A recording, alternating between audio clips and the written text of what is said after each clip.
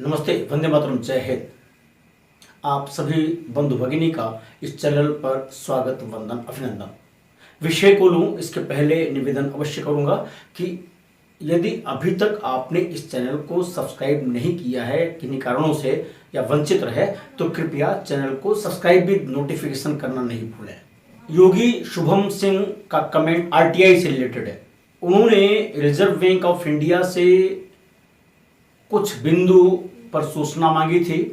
उनका पहला प्रश्न था कि अमिताभ बच्चन को उत्तर प्रदेश में विज्ञापन करने के लिए कितने रुपए का करार हुआ।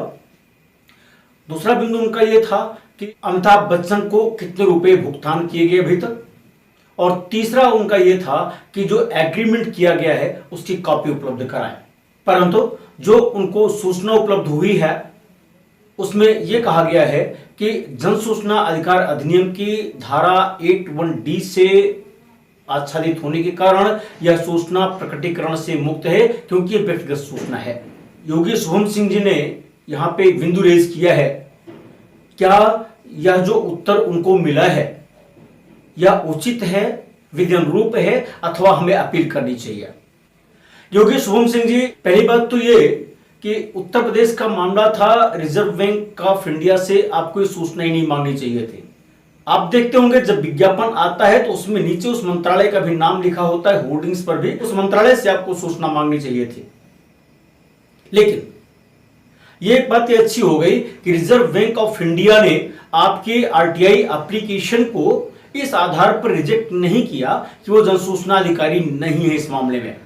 अब आप अपील कर सकते हैं, इसमें कोई डाउट नहीं है। अब सवाल आता है कि क्या जो याचित सूचना थी वह 81D अथवा 81J से आच्छादित है। जब हम आरटीआई एक्ट का प्रीएम्बल पढ़ते हैं तो उसमें अकाउंटेबिलिटी, ट्रांसपेरेंसी, इसकी बात आती है। और व्यापक जनहित में अगर सूचनाएं हैं तो प्रकटीकरण की जानी चाहिए। व्यापक जनहित में है या सिद्ध करने का भार आवेदक का होता है।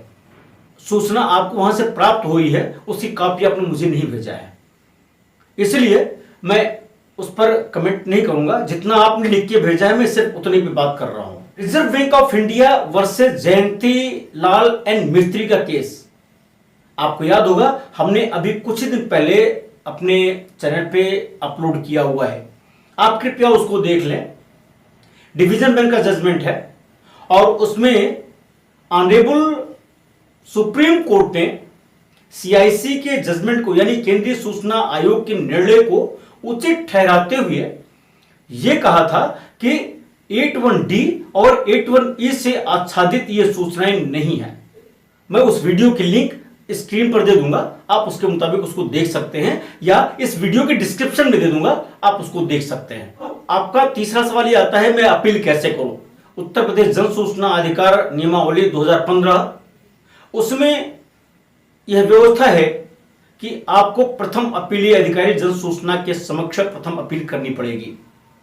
संभवतः आपको जब सूचना आई है तो उसमें प्रथम अपीलीय अधिकारी का नाम पता लिखा गया होगा।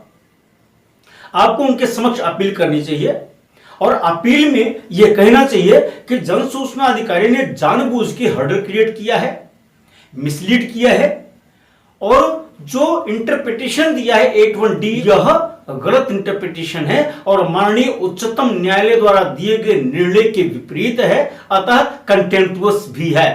इन आधारों पर आपको अपील करनी चाहिए। हो सकता है वो प्रथम अपील आपकी निरस्त कर दें, तो फिर सेकंड अपील आपको करनी पड़ेगी। ग्राउंड्स की बात अगर करें तो हमने अपील के लिए बहुत पहले ही अलग से वीडियोस अपलोड की हैं, आप कृपया उनका भी एक बार अवलोकन करेंगे तो अच्छा रहेगा। फिलहाल 4 से ग्राउंड है इसके।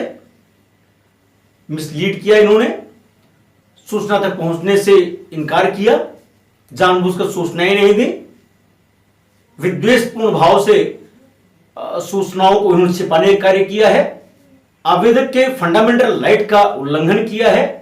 अगर आपके साथ भी ऐसा हो रहा है और जनसूचना अधिकारी आपको गोलमोल जवाब दे रहे हैं या जो प्राविधान है उनका गलत उल्लेख कर रहे हैं तो यह पनिशेबल है।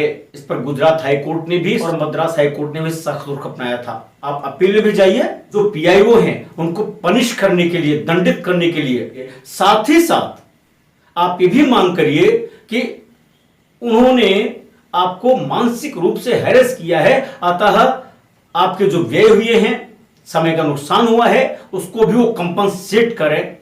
अगर आपका भी ऐसा कोई सवाल है, ऐसे कोई बात है, तो निश्चित रूप से बेहिचक बेझिझक आप चैनल पे आइए, कमेंट करिए, हमें खुशी होगी आपकी सेवा करने में। सभी जागरूक हो, सभी सुखी हो, सब सक्षम हो। लेकिन हां, अगर अभी तक सब्सक्राइब नहीं किया है चैनल को नोटिफिकेशन के साथ, तो कृपया चैनल को सब्सक्राइब भी कर लीजिए। बहुत बहुत धन्यवाद। वंदे मातरम। जय हिंद।